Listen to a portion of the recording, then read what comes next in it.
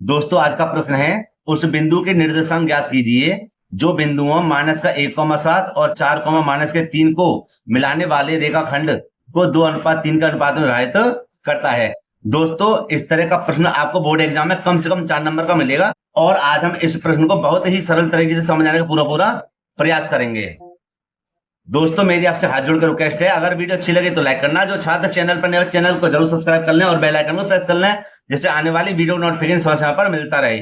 तो प्यारे बच्चों, यहाँ पर बच्चा क्या करके आएगा, इस सवाल को करके आए गलत। और जैसे कि मैंने थंबनेल में लिख दिया है कि 99% बच्चे इस सवाल को गलत करते हैं। देखो आज मैं एकदम बहुत ही सरल तरीके से इसको समझाने का पूरा प्रयास करूंगा। देखो सबसे पहले यहाँ पर पूछा क्या है, उस बिंदु के निर्देशांक ज्ञात कीजिए। ठीक है, हमें निर्देशांक ज्ञात करने हैं।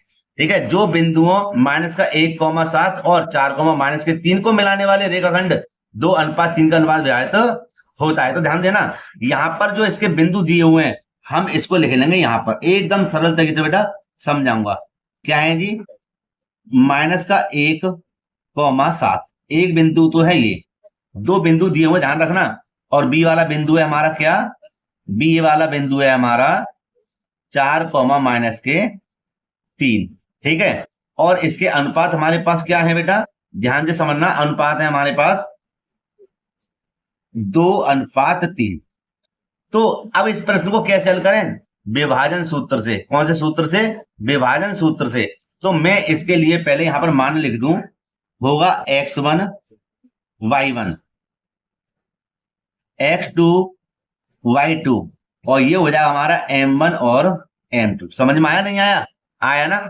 अब भैया विभाजन का जो सूत्र होता क्या होता है यहाँ पर देख लेते हैं। पहले तो इसको कर देते ऊपर, क्यों, क्योंकि इन तीनों के आधार पर ही पूरा प्रश्न हल हो जाएगा और आंसर हमारा निकल कर आ जाएगा। ध्यान देना, ठीक है, वीडियो को छोड़ के मत जाना। कम से कम बेटा 4 नंबर का प्रश्न आता है ये। ठीक है, और अगर ये नहीं आएगा तो इस तरह का आएगा, आएगा जरूर बोर्ड एग्जाम में। देखो तो विभाजन सूत्र, विभाजन सूत्र से। ठीक है, यह क्या होता है जी, विभाजन सूत्र होता है, सबसे पहले बात करेंगे यहां पर x बराबर क्या होता है जी, x बराबर होता है m1 x2 प्लस के m2 x1 बट्टे में m1 प्लस के m2। कोई दिक्कत कोई परेशानी हो मुझे कमेंट करके पूछ सकते हैं बेटा। और यहां लिखेंगे y बराबर, क्या लिखेंगे, y बराबर लिखेंगे यहां पर m1 y2 प्लस के m2 y1 बट्टे में m1 प्लस के m2। ठीक है, अब देखो यहां पर बराबर का चिन्ह है ही है। यहां पर m1 का मान बेटा क्या है, 2। ध्यान से समझना, m1 का मान क्या है, 2। गुणा का चिन्ह लाएंगे, क्यों, क्योंकि इन दोनों के बीच में कोई चिन्ह नहीं है तो गुणा का चिन्ह मानते हैं। x2 का मान क्या है, x2 का मान है देखो हमारे पास क्या, 4। देखो थोड़ा सा यहां पर आपको मेहनत करनी पड़ेगी, कितना है, 4। तो यहां लिखेंगे 4 प्लस का चिन्ह। ठीक है, चलो मैं इस वाले मान को अलग लिख देता हूं, ठीक है, जब आपको अच्छे समझ में आ जाएगा।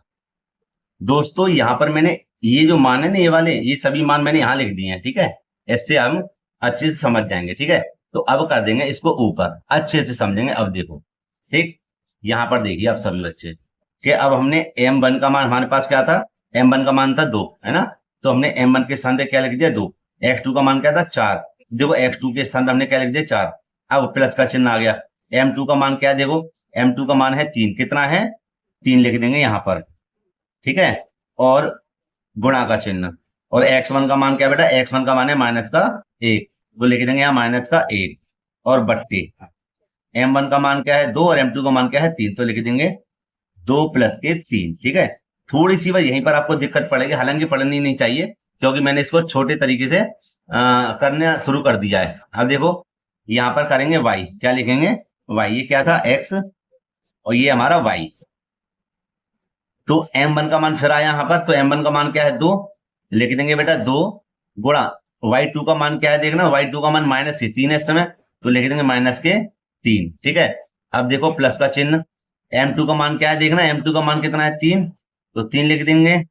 और y1 का मान क्या है हमारे पास, y1 का मान है 7, तो 7 लिख देंगे। बट्टे में हम क्या करेंगे इसको, 2 प्लस के 3, क्योंकि m1 और m2 का मान क्या है, 2:3 है ना।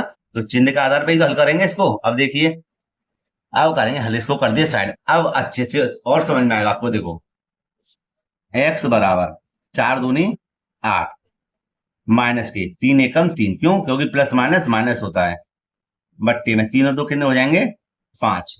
इसी प्रकार y बराबर 3 दूनी माइनस के 6 प्लस 7 दिया 21, बट्टे में 3 और 2 कितने हो जाएंगे, 5। अब भैया सरल कर देते हैं इसको। देखने में बड़ा लग रहा था, सवाल बड़ा नहीं है हालांकि। देखो x बराबर हमारा क्या आएगा, 8 में से 3 जाएंगे, कितने बचेंगे, 5, बट्टे में है हमारे 5, कॉमा। इसी प्रकार बेटा देखो यहाँ पर y बराबर 21 में से 6 आएंगे, कितने बचेंगे, 15 प्लस के, और बट्टे में 5। ठीक है, सरल करते हैं। 5 एकम 5 और 5 दिया 15। ठीक है, तो हमारे पास जो x और y का मान निकल कर आएगा, क्या जगह है, नहीं जगह है, तो इधर कर देंगे इसको साइड से। x का मान हमारे पास कितना निकला है, 1, और y का मान बेटे हमारे पास कितना आया है, 3। ठीक है, और यही हमारा क्या है, आंसर है। ये वाला जो प्रश्न है या इस तरह का प्रश्न, वैसे तो भैया यही आता है, फिर भी बात कहूंगा इससे थोड़ा अगर हटके आए तो यही प्रश्न या इसी प्रकार आप इसको हल करके आओगे। ठीक है, कम से कम 4 नंबर का आएगा। तो आप बेटा एक बार इसका स्क्रीनशॉट ले लीजिए, यहां से देखना। ठीक है, और अच्छे से इसको समझ लेना। कोई डाउट हो, कोई परेशानी हो, मुझे कमेंट करके पूछ सकते हैं। आपको यहाँ पर थोड़ी सी दिक्कत रहेगी, ये वाली दिक्कत थोड़ी सी, ठीक है, ये वाली, तो आप बेटा इसको देख के हल कर लेना। हालांकि थोड़ा सा इसको आपको समझना पड़ेगा, और आप इसके आपको अगर ये समझ में आ गया, मान धर लिए, समझ लो कैसा भी प्रश्न आ जाए, और आएगा जरूर, फिर से कहता हूं आएगा जरूर, तो आप इसको हल जरूर कर लेना। ठीक है,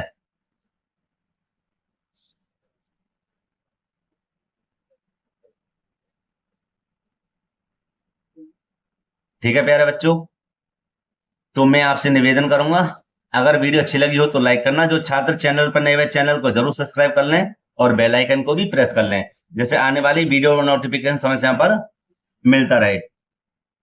और प्यारे बच्चों, मिलते हैं इसी प्रकार की एक और वीडियो के साथ। जय हिंद।